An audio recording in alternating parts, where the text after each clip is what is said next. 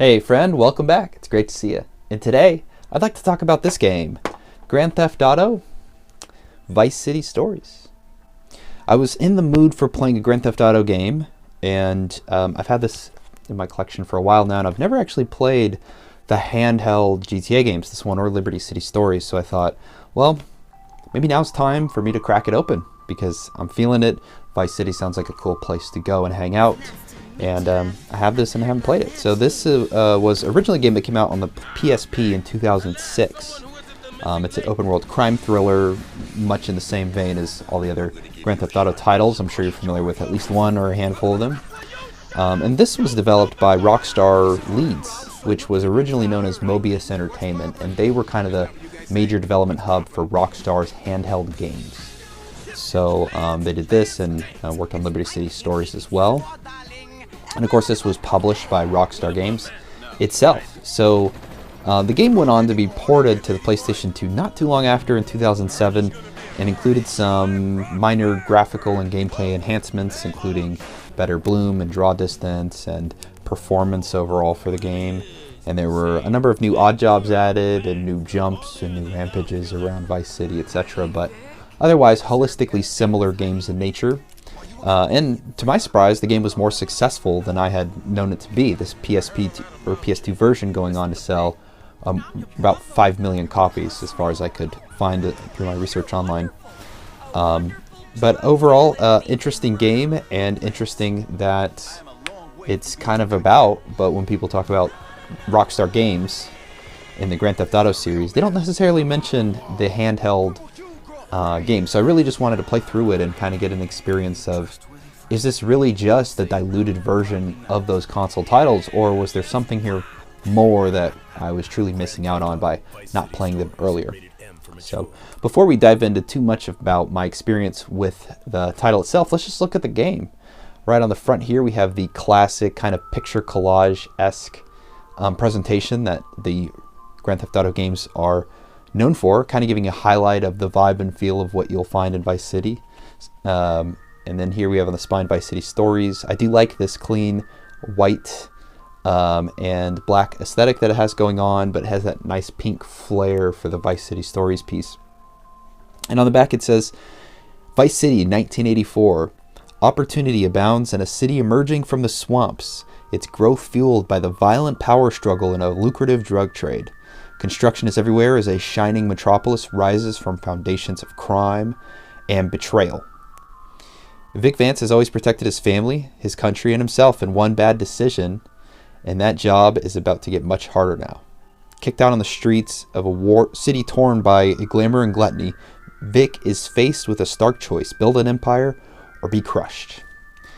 And I do like the clean presentation on the back of the case as well. We just get some pictures and gameplay from the game itself. We get that little background that I told you about there, but the terms and conditions, they're the legal terms, whatever you want to call them, along the bottom are quite minimal. So I think you get a clean presentation overall to this game. And I always love kind of peeking into the box contents of a Grand Theft Auto game. We have that alternate art on the CD, which is pretty cool. And we have some exciting goodies on the inside here. So let's just open these up. The first thing that we get is a poster, which a lot of Grand Theft Auto games come with a poster. And so here is the poster that comes in the game itself. That's pretty cool. And then on the opposite side, we have a poster of Vice City in its whole. I love how colorful this is. I also love like some of the bottom advertisements that they have, kind of just making it feel like a real world, like you picked up this map at like a tourist site or an information booth, and then now you can kind of learn a little bit more about Vice City and stuff. So I've always loved these additions to the Rockstar Games titles, and though this was a handheld game that they kind of didn't really consider necessarily part of the main line of games in the series, just thought that was pretty cool. And then we get the manual as well, which is the Vice City Inquirer. And on the inside, I've always loved these too. They really make it feel like, okay, yes, it is a instructional manual telling you how to play the game and including all that fancy stuff, but then you get some funny things in here, like a Vice City market or lose weight advertisements that just kind of put you into the world of Vice City a bit, and a true crime hillbilly series, and advertisements for the various radio stations and the kind of music that they're playing these days. So do always quite love these editions, and the packaging really sells it for me. One of the ones I thought was funny is in the back here, I don't know what these are, but this Tommy Vercetti Kubrick collection kind of looks like an upscaled Lego man. I looked on eBay at these, and they're very expensive. So I just thought that was funny. There was apparently only 3,000 pieces worldwide. So if you have one of those, maybe it's worth some money these days. But all things considered, I think this copy itself is very clean. I mean, everything in the packaging is quite excellent, and I just love overall. Just excited to have had this in my collection, so to speak. So let's put it up on the shelf and then talk a little bit about the game and my experience with it. So, the story of Vice City Stories. The game is set in Vice City in 1984, taking place 2 years before Vice City. So, Vice City is slightly different at this time. There's some buildings in construction. There are other areas not developed as they were in Vice City, the original title.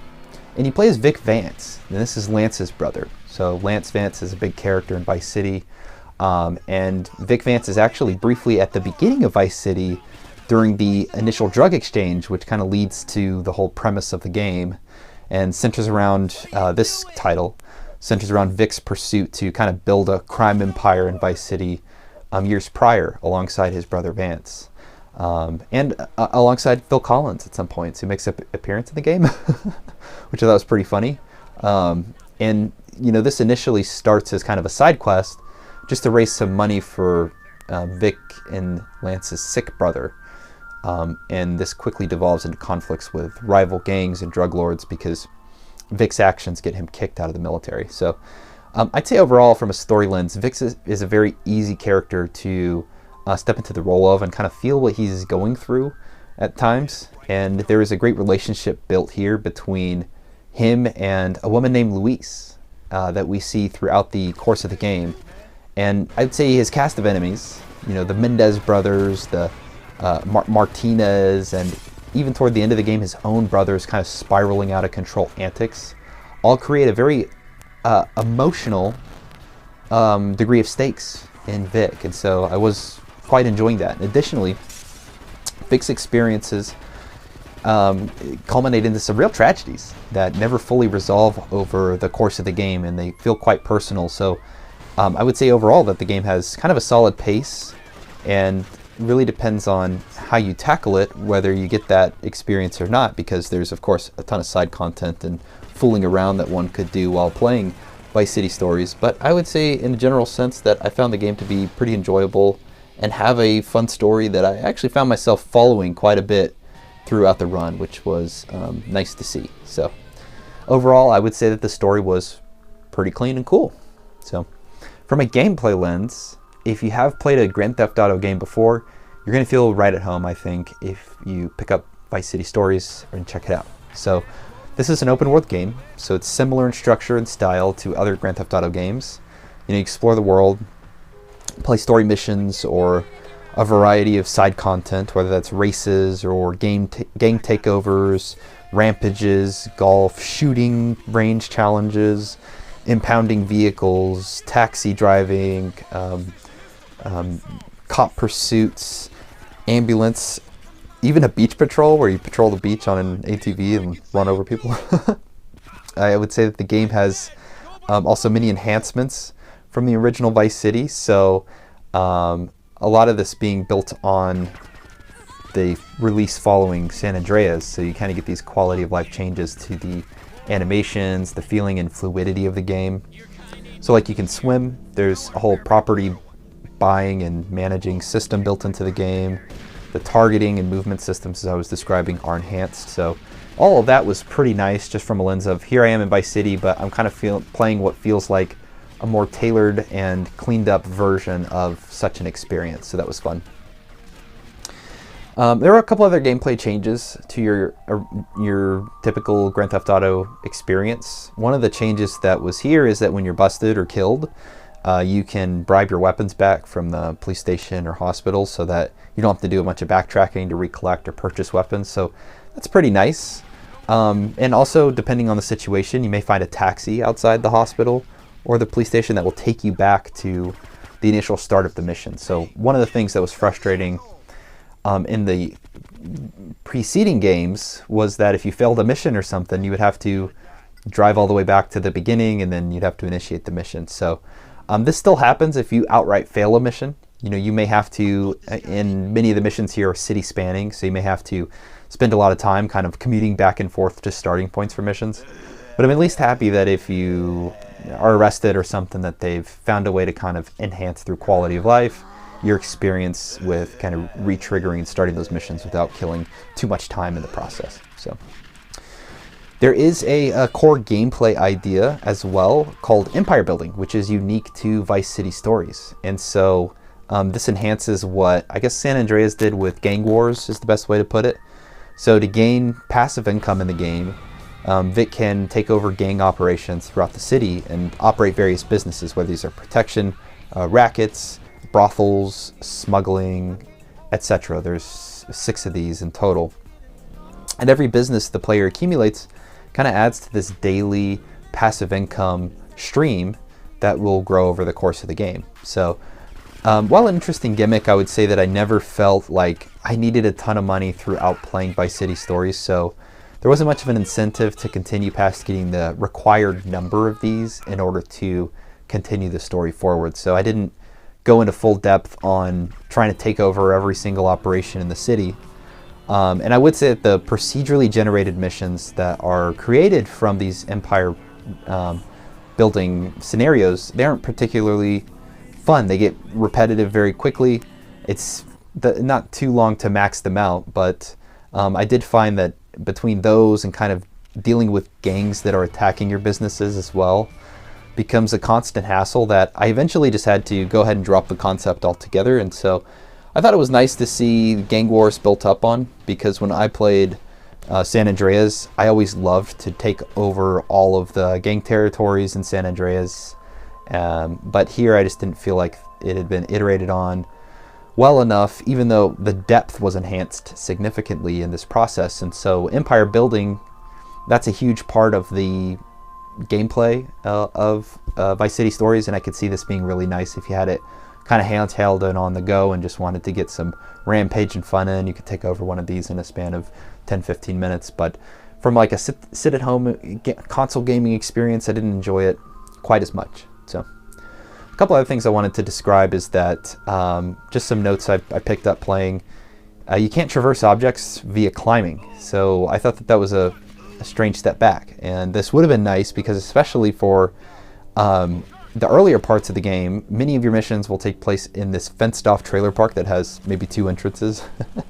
So it was something that was standoutish right away because of the fact that I kept thinking to myself, well, it would be really nice if I could just climb over this object to get into the trailer park. And another big thing is when there are big kind of missing mission objectives, right? There's a lot going on in the city. You're being pursued by a ton of cops. You're flying down the streets at a blitzing pace. All the pedestrians and vehicles in Vice City just basically kind of disappear.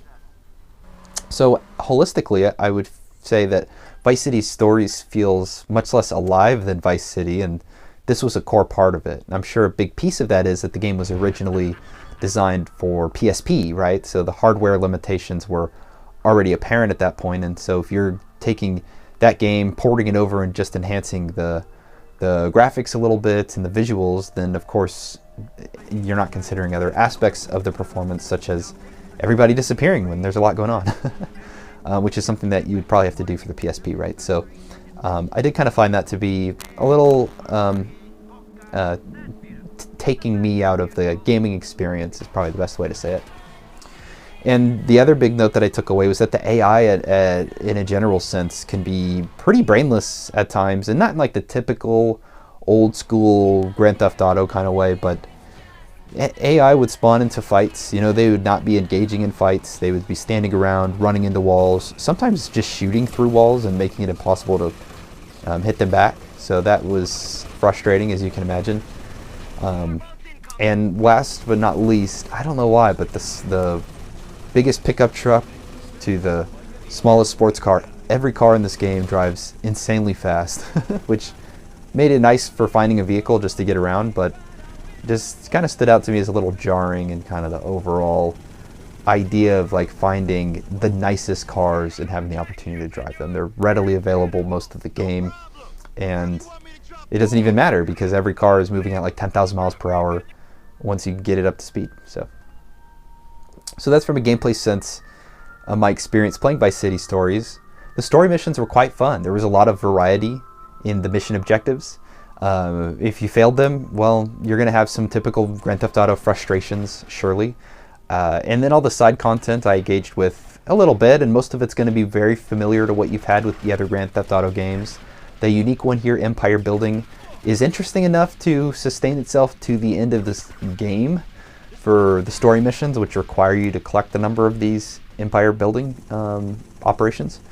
However, from like a completionist lens, it felt really draining to deal with brainless AI that were constantly attacking my places and also going through the very tedious and kind of repetitive empire building scenario missions that upgrade the passive income streams that you get at these operations. So a little bit of a mixed bag, but overall I did have fun with the game, and it was fun to return to Vice City in that sense and enjoy it in this presentation. So a couple other things I want to comment on is both the sound and the visual aspects of Vice City Stories. So from a sound lens, what I did want to comment on is that Rockstar has always had top-notch voice performers in their game, and the performances here are truly well delivered, and so that's nice. I think that a ton of range is needed to play kind of out of control kingpins, right? But there are moments when both Dorian Missick and Philip Michael Thomas, who play the Vance brothers, they really have to bring the action for those moments, and they truly do. So not only them, but the cast alongside them for this game just did a fantastic job with the performances and really selling me on it.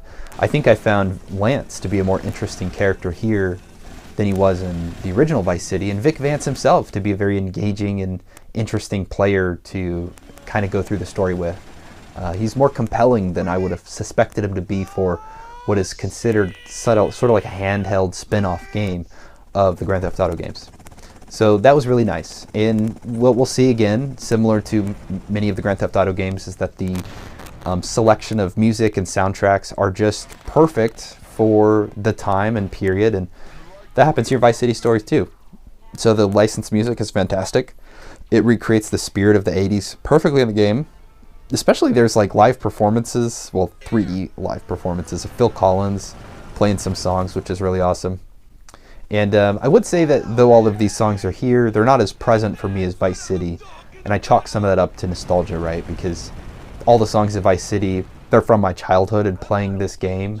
So I hear those songs and then just immediately register with me more than Vice City Stories. But I did enjoy just hopping in the car, and on the radio is just always something nice and pleasant kind of playing in the background that fits the era. So from a graphics lens, or visual lens, I would say that I think this game looks pretty great, especially a game that was ported over from the PSP.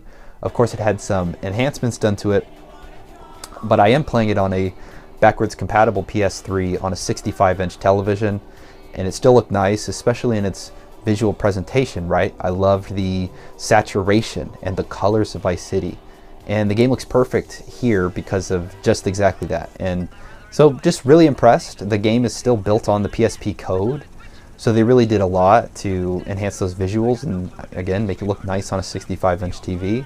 So that's pretty awesome. And so overall I was really surprised with Grand Theft Auto Vice City Stories.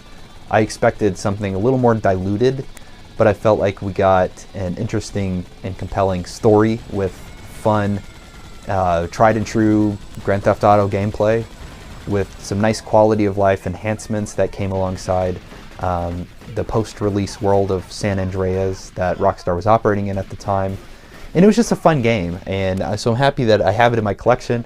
I was happy that I was able to get to play through it and also chat about the game. I'd say it's not my favorite Grand Theft Auto game, and one playthrough may be enough. Who knows? The next time I play Vice City, maybe I'll come back to this one. But Vice City itself is a classic, so it's hard to beat that. But overall, it was fun, and I think it's worth picking up and trying out. I would say it definitely rises above being a diluted handheld experience of a Rockstar game. It really stood out on its own for me in a lot of ways, especially with its story and its characters. So overall, I'm curious if you've played Vice City Stories. Would love to know what you think about the game. Please share your thoughts in the comments below. And if you like the video, please like the video and subscribe. Would love to have you join this community and stick around to catch my weekly uploads on Sundays and share your thoughts and memories on the games that we're playing. So, well, until next time, appreciate you tuning in. Stay well, stay healthy, and look forward to seeing you later. All right, bye guys.